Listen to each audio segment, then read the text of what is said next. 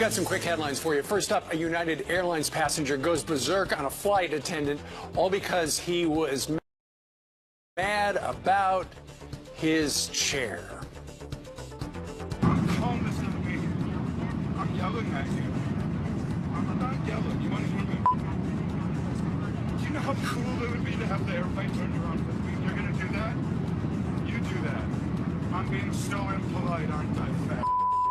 Whoa. The flight was heading to San Francisco from Sydney, Australia. Long flight, but was diverted to New Zealand, where the man was arrested for complaining in the outburst over his seat. And first, France told its workers they didn't have to answer email at home. Well, now in Finland, people don't even have to go to get paid. They're Finland about a month. And you know what? The best part? No questions asked. There you go. $600. They're finished. Wow.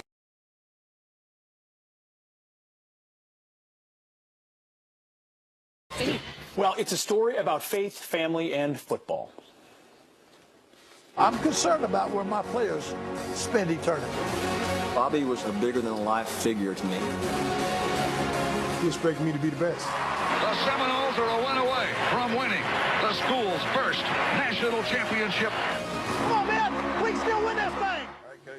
The life and legendary former college football coach Bobby Bowden now being presented in a new documentary called The Bowden Dynasty. Premieres this Sunday on the eve of the college football national championship. And joining us right now, the legend, Bobby Bowden. Good morning to you, Coach. Legend in the flesh. Good to be here. So that soundbite in there, you were worried about where your players were going to spend eternity. Well, you know, and I found out in my latter years of coaching, I hate to say this, most of my boys did not have a father at home. They were raised by mothers or sisters or aunts or, you know, but there was a male figure missing. And so I felt like we as coaches had to play that role in their life. You were their father figure. That's exactly, really, because we might be the closest thing they ever have to a father. You know what? Now, I was raised with a father. As long as I had him, I was the bravest kid in the neighborhood because I knew dadgum he's going to take care of me, you know? Then I see these kids coming up that never had that. Never had a male figure in the home. So I felt like our coaching staff had to fill that role, you know what? Because, again, just as I said, we might be the closest thing to a dad they ever have. Did you see them become better players as a result of that? Did you see the difference when they ultimately felt like they had a purpose, they had value? Oh, no doubt about it. You know, it's kind of like being loose. You know, if you're going to do something in a contest and some guy goes in there tight, he ain't going to win. You know, if a guy that can kind of hang loose is going to do it. And I think once a guy gets that feeling that he is saved, or however you'd like to say it, I think he performs a lot better. Coach, you know, faith is such a big part about what you talk about. And even in that clip, it was a clip of you praying with your team. We see, it feels like almost weekly now, instances of coaches being condemned or told they can't pray with their players, that that's not suitable. I mean, what do you say to that? You know, that's probably about 2,500 years old. That Christians are going to be persecuted. There's too many people that don't like them. You know what I'm saying? And we see that happening all over the world, you know. So if you're going to be a Christian or if you're going to announce God, you're going to turn a lot of people off, you know what? But so what? Sure. I don't mind getting turned off for that. What about, and this has turned off a number of people who watch the NFL. Yeah. When Colin Kaepernick started taking a knee Yeah. and refused to stand for the national anthem. Yeah. If he was on your team, what would happen? I would call him in and plead with him, son, I don't think it's wise to do that when the Star-Spangled Banner is being played. There's too much history of that Star-Spangled Banner. There's too much blood that's been given for that Star. But I think, Bobby, people have made that argument to him, and he continues to take the knee. Well, I couldn't do anything about that. Now, you've got a choice. Let's kick him off the team. I'm not sure how well that would work. You know what? Well, let's keep him on the team. I guess they just have to let it go. I was never faced with that, but I would talk to my team about the value of the flag and of our nation, you know, and try to get them not to do that. Was there get another time to do it? It's a nice cause. Yeah. Was there ever any pushback to that? Pardon? Was there ever any pushback when you would talk about values, when you talked about the American flag, when you talked about your faith? Was there ever any pushback to that? That's a very good question. When I recruited boys, I would talk to their parents. I'd say, now, when your son comes to Florida State, I'm going to take him to church. I'm going to take him to a white church. Then the next Sunday, I'm going to take him to a black church. Why? 'Cause I just want them to see that they're welcome no matter what their race in our churches here at Florida. Because and you know what? You take mamas and daddies, even if they're bad, they want the kids to be good. You know what I'm saying? Absolutely. And so when I tell them that, they loved it. I'm sure they did. The kids that you recruited later on, has it changed how coaching, interacting with younger people, millennials, has that changed at all, how you interact with them? Oh, it's changed. Has it changed? You know, I started coaching in 1953. I coached 57 years. Now, in 1953, that was after the war. Tell the kid to do it. That wall, hard as you can. Okay, coach. Nowadays you have to sell him. Yeah. Son, if you'll do this, you can become a great player. Sure. You can be a professional football player. You know, if you'll do this, you got to sell him. Yeah. So true. So it's a book, and it's also a documentary. The Bowden Dynasty premieres this Sunday. The book is available everywhere. Yeah. Bobby, thank you very much. Gosh, good to see you again. Good to see you all Good of to you. have you here. Take care, Happy Sam. New Yeah. Year. Thank you. Hey, good to see you, babe. Love it. Y'all take care. All right. All right, for years, Democrats have whined that President Obama couldn't get anything done because of Republicans. But now, are they doing the same thing with the Trump administration? Karl Rove, he's on deck next. There he is. And President-elect Donald Trump made this a household phrase. You're fired. Okay. Go. Well, there's a new boardroom boss in town and a new catchphrase. Our first look at Arnold on The Apprentice. That's next. She's so fine tonight. And as long as I got my suit and tie, I'ma leave it out on the floor tonight. And you got mixed up to the nines. Let me show you a few things. All dressed up in black. Jack be nimble, Jack be quick. Well, the president-elect has been busy tweeting this morning. He sent out 3. Here are 2 of them. Yeah. Here, we'll read these for you. People must remember that Obamacare just doesn't work and is not affordable. 116% increase in Arizona. Bill Clinton called it crazy. That was one of them. That's one. And right after it, he tweeted again on Obamacare. He said the Democrat governor of Minnesota, referring to Mark Dayton, said that the Affordable Care Act, Obamacare, is no longer affordable and it's lousy health care. Karl Rove would probably agree that it's not a great program. He joins us from down in Austin, Texas, I believe. Good morning to you, Karl. Good morning. Happy New Year. Happy New Year to you all. I enjoyed the back and forth with Marie Osmond, and I just want to say, as somebody who went to high school in Utah and 2 years of college, that I'm not aware that I dated any member of either the Huntsman or the Osmond family. You may In just fact, not I'm pretty remember, confident Carl. I didn't. Well, according to her, you're the only one.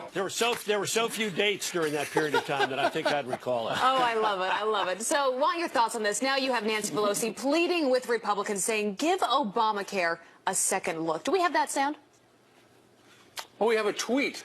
But we do have a tweet that Nancy Pelosi has sent out, and sent out yesterday, I believe, on Obamacare. She said, people must remember that Obamacare just doesn't. Well, that's not the tweet. That's the Donald Trump tweet. She said that everyone's got better health care and more opportunities because of Obamacare. And so disregard what's actually happened. What do you make about the onslaught on this Obamacare stuff? Yeah, look, Nancy Pelosi was the person who famously told us we got to pass the bill in order to know what's in the bill. We now know what's in the bill. Premiums have skyrocketed when they told us they'd go down $2,500 per person. Millions of people lost their coverage when we were told if you like your plan, you can keep your plan. Millions more lost access to their doctor, and we were told if you like your doctor, you can keep your doctor. We were told that it would generate this much more coverage, and it's generated this much more coverage, and they said it would cost this much, and it cost this much. So, look, this thing needs to be repealed and replaced. My sense is they'll partially repeal most of it quickly, and they will replace much of it this year, but it's going to be a long-term project to undo the damage that the Affordable Care Act has done to the American healthcare system. Well, and it has done a lot of damage. My daughter has Obamacare, and I don't think she wound up spending or because the deductible was so high, she had to pay for all. Deductibles are so high. Yeah, she didn't get reimbursed a dime last year from Obamacare. So, Karl, going forward, we had Frank Luntz on a couple hours ago, and he did a poll, and a plurality of people said that they didn't mind how long it took as long as it got fixed right.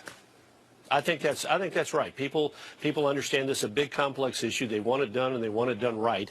But the Congress can do that. They can send the president legislation that begins the process of repealing the most egregious parts of it this year, and puts us on a path to a new system. The Secretary of HHS, Health and Human Services, can do a lot on his own to undo a lot of the bad things in the Affordable Care Act. There's a 400-page description of what has to be in each and every policy, insurance policy under the Affordable Care Act. He has the statutory power given to him by Congress to take that and rewrite it, and he can turn it down to 2 pages, allowing more options, more alternatives, fewer mandates and requirements, and that could be the first thing that could be done to really drop down on the cost of rising health insurance by changing the so-called essential benefits. And the reason we're talking so much about Obamacare, and Democrats are doubling down on this, is because it all goes back to President Obama's legacy. He's hoping that this continues on for his own sake. You know all about legacy, Carl. How will we be talking about President Obama years from now, about his legacy? What will that be? Yeah, look, that's going to be left up to the historians. But I do think the Affordable Care Act is his major domestic initiative, and it's a disaster. The stimulus bill did not meet the growth and job creation numbers that the administration used to sell it in 2009.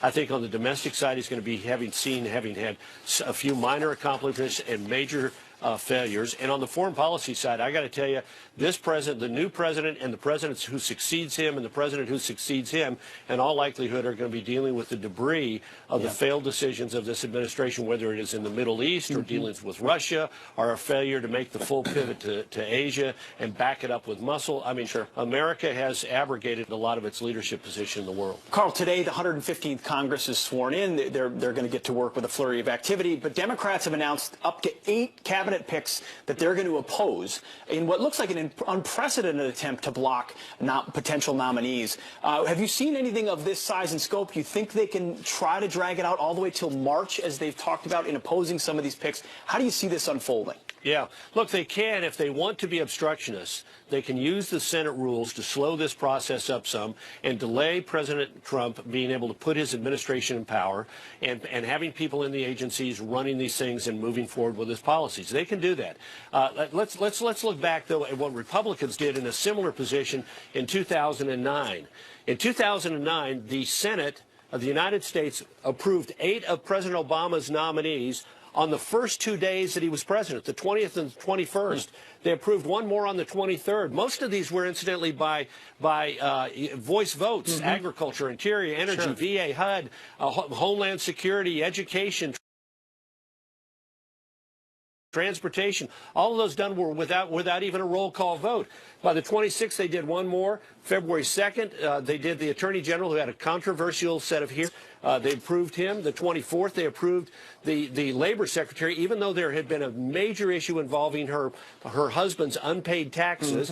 And then the last 2 members of the cabinet are March 24th, and that's because the Commerce Secretary was nominated on the 23rd of February. They went through 2 different people before that withdrew themselves, and then the last member of the cabinet is April 28th. That's the HHS Secretary, who is on the 3rd of February. Tom Daschle withdraws because it turns out he hasn't paid his taxes and had some issues about lobbying, and they nominated Sebelius on the 2nd of March, and she's approved 5 weeks later. So most of the cabinet is approved, pretty quickly without much controversy. Well, let's hope it's that way this time as well. Carl Rove down in Austin, Texas, with his erasable whiteboard. You must have stock in Staples or something. I love it. I see a lot No, of no, those. darn it! I didn't buy stock in the whiteboard company before I started using them. It's the biggest financial mistake of my life. Carl, I'm going to text my mom, see if you guys ever went on a date back then. She might tell me something different. No. You never know. We'll report back. Your mom was too cool for me. I was the complete nerd. No chance in heck. I love it. Carl, good to see you this Carl. morning. Have a good Thank day. you. All right, let's go over to Heather now for some headlines this morning. Good morning. Good morning to all of you. An important story to bring you. This one coming out of Colorado this morning. And that is where police need your help. There is a massive search underway at this hour for a young Colorado boy who wandered away from his home on New Year's Eve, we are told. His mother, heartbroken, pleading for his return. Worried with how cold it is that something might really bad happen to him. Please help me find him. Her little boy is just 6 years old. His name is David Puckett. We're told he was wearing just a thin coat. He disappeared in Aurora, Colorado, just south of Denver, in below freezing temperatures. Police say the boy has a slight learning disability, and they claim he's wandered off at least 2 times. If you have seen that little boy, please call police. And this video is hard to watch, especially if you're a parent. There's a 2-year-old boy who's pinned underneath that dresser, and his twin brother comes to the rescue. I want to let you know that both children are okay, but you can see that 2-year-old as he struggles to move the dresser off of his brother. Their parents were downstairs at the time. They discovered this footage on their surveillance video system after they saw the dresser tipped over. They posted this video online as a warning for other parents. We're trying to figure out which company sells that dresser, but a good cautionary tale to parents to secure those to the wall. President-elect Donald Trump made this a household phrase. You all know it. You're fired. Okay, go. Well, now there's a new boss bringing a new catchphrase to the boardroom, and here it is. Lily? Perfect. Schwarzenegger the Terminator adding his own style to the new season of Celebrity Apprentice. And by the way, when they get terminated, they go to a chopper. A helicopter picks them up. Chopper. Terrific. Perfect. I like it. Those are your I think headlines. it's going to fit. No, but It's it's good going to work on that show. Thanks. Yeah, Thanks, Evan.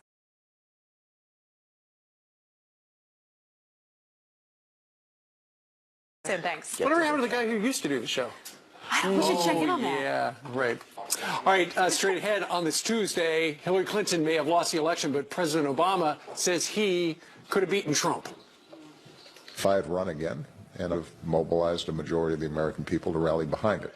Well, Brian Dean Wright, a lifelong Democrat, doesn't buy it. Why he says it's time for the country and the party to move on. And he joins us next. Come on in.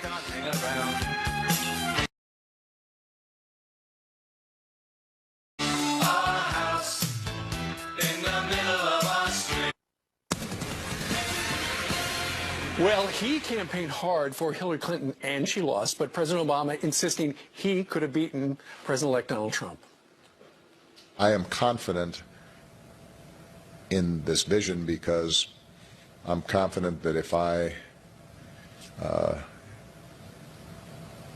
had run again and articulated it, I think I could have mobilized a majority of the American people to rally behind it. Well, now one frustrated Democrat says he doesn't buy that, and it's the topic of Brian Dean Wright's new opinion piece on FoxNews.com. He joins us live here on the East Coast from the West Coast. Brian, good morning to you. Very good day to you. Okay, so, you know, there you got Barack Obama saying, you know, I could have won third term. Yeah. Well, here's a couple of things. One, could he have won? And then secondly, would Democrats would have wanted him to win a second time? You know, Hillary Clinton wrapped herself around President Obama's legacy. You know, she promoted herself really as the next third term. And the American people considered that, and they rejected it, unfortunately for my party. But the American people spoke, and in fact, she did get a majority of voters. She in fact won the popular vote, but that's not how our democracy works. So I don't understand the president's logic here, and I don't think in a changed election he would have won. And now you look at what has happened. You know, they've had some do-overs. Okay, let's pin our hopes on the recount. Sure. Discrediting him. Okay, he stole it. Okay, now the Russians as well. What do you make of the fact that, and we've got a big exclusive interview tonight, Julian Assange sits down in person with Sean Hannity, who says the Russians did not give us the WikiLeaks documents. Well, you know, but that's what your party's pushing, sure, to delegitimize President Donald Trump. Well, I'll tell you, I do believe that the Russians had a very clear hand in this, and I think as a former agency officer, CIA officer, you know, I trust my former colleagues in their assessment. But I do believe that at the end of the day, the American people spoke, despite or even because of all these terrible things that in fact did happen that the Russians pushed. They still, the American people spoke. And it was their will. President Obama, in fact, said the day after the election that the will of the American people had been reflected in the vote. And I think that that was true then, and is true now. And, of course, then you've got Donald Trump in the last couple of days coming out and saying, you know, he doesn't trust computers and, you know, they're all hackable. Yeah. You should know, you were at the CIA. That's right. Yeah, well, in fact, one of the great jokes that we had at the agency, we would ask each other, what's the most secure computer that you can find? And the answer is a broken one. So it's true. I think the president is right to say that our system is potentially hackable. All right, Brian Dean, read his op-ed over at FoxNews.com. Brian, thank you very much. Sir. All right. Meanwhile, ISIS uses them as weapons of mass destruction, mass murder, I should say. But now one government is making kill switches to stop truck massacres like the one in Berlin and France. But is it a good idea? We're going to debate that next. But first, let's check in with Martha. She's back at work this morning. Hello there. Hey. Happy New Year, everybody. Hi, Steve. Good to see you this morning. Happy 2017 at home. Inaugural now 17 days away. We'll talk about the president, what he's going to speak about. Everybody's watching that closely. Also, Majority Leader Kevin McCarthy to break some news on regulations and what they will roll back first and the battle over Obamacare. All very big, very important topics for 2017. Bill and I will see you at the top of the hour. Or otherwise, you hear about gun control. But what about truck control? The British government now trying to prevent truck attacks like the ones in France and in Germany by proposing a vehicle kill switch. It would be able to stop any wheel. Chicago Police Sergeant Peter Kokonis and former State Department Senior Advisor Morgan Wright. Morgan, I'm going to start with you. The idea of a kill switch to prevent someone hell-bent on killing people with a vehicle. Is that practical? Is it practical? That's the toughest part to figure out right now, Pete. It's going to be the policy is the big part. Is when you're going to deploy it, how you're going to deploy it. Building the technology is not an issue, but deploying it and what are the rules and the rules of engagement. You know from your time in theater, the rules of engagement are extremely important. Who triggers it? When do they trigger it? And the biggest thing, Pete, can they get to the point where they can trigger it fast enough to stop that vehicle from attacking? So you think it's a good idea? I think it's a good idea. Really? Pete, so the practicality of kill switches, we hear, well, first of all, what's your take? I think it's a great idea, but it's impractical and cost prohibitive right now. So you wouldn't be for it? I mean, a city like Chicago, you're from Chicago, you've policed there. How do you deal with what vehicles, when it's triggered? And is it really just a good idea? Do we want the government having control over our vehicles? Well, no, no, the government's getting control of everything, so you don't want to give them control over that. But the most important thing, if you're in a chase or you're chasing this truck, chases take 1 to 3 minutes, and they're usually end in an accident, the people bailing out of the car, or they're boxed in somewhere. So who is going to activate that charge? And how are they going to activate it? If it's a matter of doing it through the communications center, you have to have a license plate. You have to have the information on the truck. You're chasing somebody, you've got to worry about keeping your eye on them, and your partner's got to relay the street addresses. So how are you going to turn that car off? Sure. Morgan, I have to ask, is this just treating the symptom again? Rather than saying we're confronting a radical Islamist enemy seeking to kill us, we're trying to say turn off the vehicles. Look, hey, Pete, no, I'm definitely with you. I've been talking about it's about the narrative. It's about actually going after Islam and the elements of Islam that attack the United States. But on the other hand, we also have to go after the tools they use. And this is one of the tools they use. And look, right now, trucks are heavily regulated, Pete. They're regulated by all the corporation commissions. Drivers are regulated, everything. This is not something new. The question is, if this starts becoming a tool, then what is our response? What if they steal the truck? We can't always depend upon screening backgrounds of drivers, right? So if they steal the truck, we want to shut it down. Peter, you're a cop in Chicago where the murder rate is off the charts, and they're always talking about the tools, the guns, getting rid of the guns, yet the violence continues. Kill switches in vehicles, isn't that just like saying gun control is what will solve everything? And gun control, we have the strictest gun laws in the country in Chicago, and that didn't work. So if you had the strictest truck laws, would that stop a suicide bomber? If the suicide bomber grabs a truck driver, kills him, they pull the truck into a place, they throw the bomb in the truck, they turn around, drive the truck into in any neighborhood and blow it up. By the time you realize that that truck is gone, the truck's already blown up. Sure. So I don't see how you're going to effectively police that trucking industry, and you can't just put kill devices on every truck. Companies, for $100 or less, you can put a kill switch in your own car so it doesn't get stolen. How many people do that? Yeah, then when the government tries to do it, it becomes a massive, massive overreach. Peter Morgan, we got.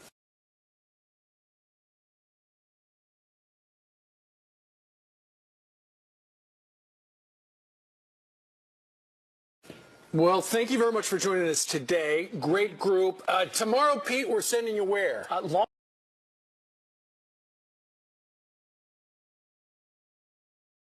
To a diner in Long Island. Can you say it right? Yes. Talk to Long Island. Long Island. So tomorrow.